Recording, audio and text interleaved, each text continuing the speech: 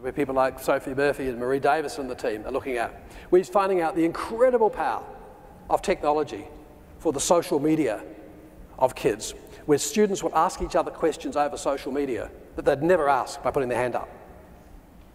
Of course, the teacher has to be part of that. If the teacher's not part of it, it doesn't work. And I think we underestimate the powers of technology on the social side of things. So my argument is that no, it's not technology yet. But I do remind you that we have been looking at technology for over 50 years.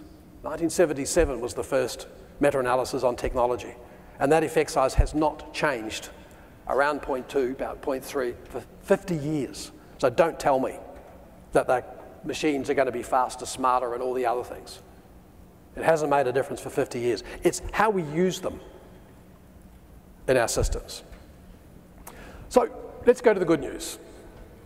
And it is about this mantra, about how we can see, how teachers can see learning through the eyes of students, how we can stop the debate about how we teach. Now, I'm getting grey here, so I can say this with a bit of strength here now. I don't want to walk into another PD session where I hear another discussion about how we teach, best practice and all that nonsense. It's the impact of that teaching on kids that I care about. And certainly the argument I put very strongly is I will never employ a person who says, I teach this way, because I can't guarantee I will give them kids who will learn that way. I want teachers to have multiple strategies with a common theme, maximising the impact on the students.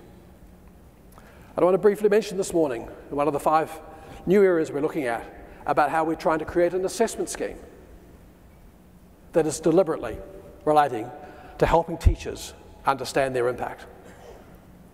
And the bottom line, with all the fancy words we use, metacognition, self-regulation, lifelong learning, and if you've got 21st century skills,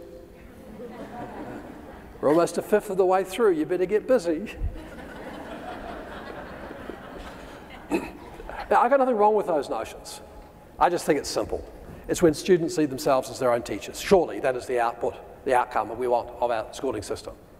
That when kids leave us, when they go home at night, when they leave our school systems, they know what to do and they don't know what to do. And I think it's incredibly ironic that a lot of 5-year-olds are very good at teaching themselves. But by age 8, they learn that their job is to come to school and watch you work. Something's wrong. And if you look at the contrast of those effect sizes, 0.0s, 0.1s with these ones, 0.9s, it's dramatic.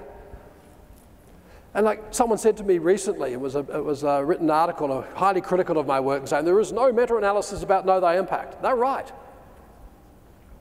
That's why it took me that 20 years to come up with that theme that underlies many of these things.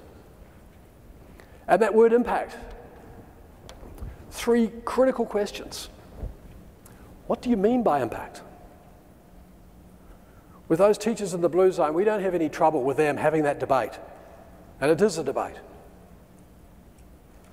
And it's a debate that we have in the workshops that Corwin runs in your schools. Certainly when we did the analysis in New Zealand a few years ago, we followed the kids, 1 million kids, we followed them for the whole length of their school life from year 4 to year 12. And when we went back to the government, we said the biggest problem in this country is very simple. Teachers do not have a common conception of progress.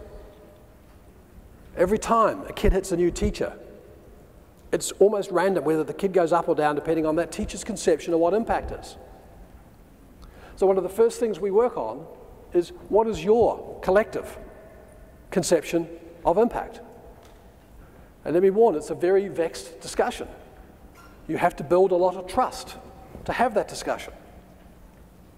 Because it's like the person I'm shadowing at the moment. She's learning from day one. She has to internalise her conceptions of impact, which she's quite frankly struggling with. Teachers are very good at saying to her, here, use these resources, go and do this stuff. But to share what those other teachers think of what a year's growth for a year's input looks like is very much a secret society. And why should it be in your school that you have all that variance there? In fact, that's the biggest source of variance for teachers.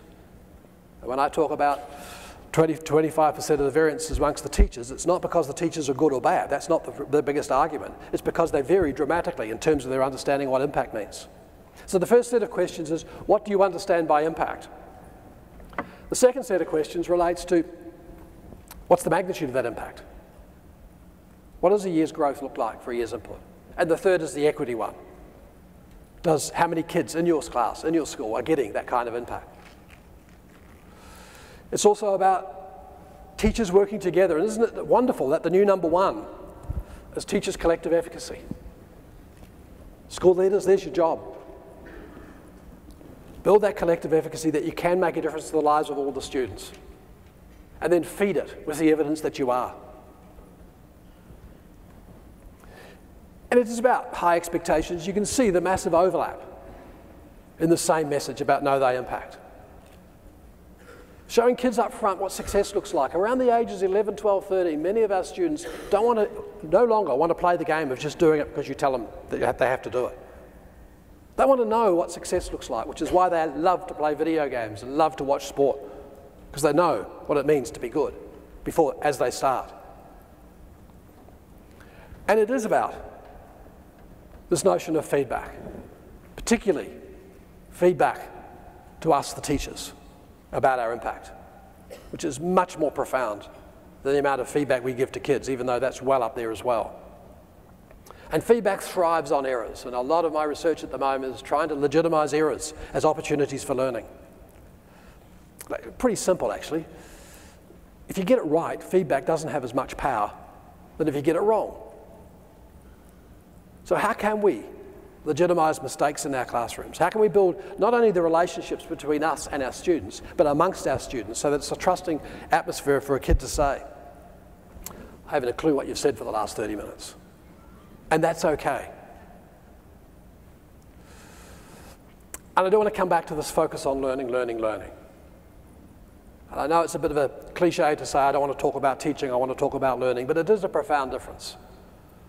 And I find it quite remarkable that at your fingertips, I bet every single one of you in this room has thousands, if not tens of thousands of measures of achievement that you can have access to. But how many assessments do you have of how kids learn? In fact, it's a really interesting exercise to ask ourselves how we learn. And it doesn't take us long to realize we don't even have a vocabulary for saying that.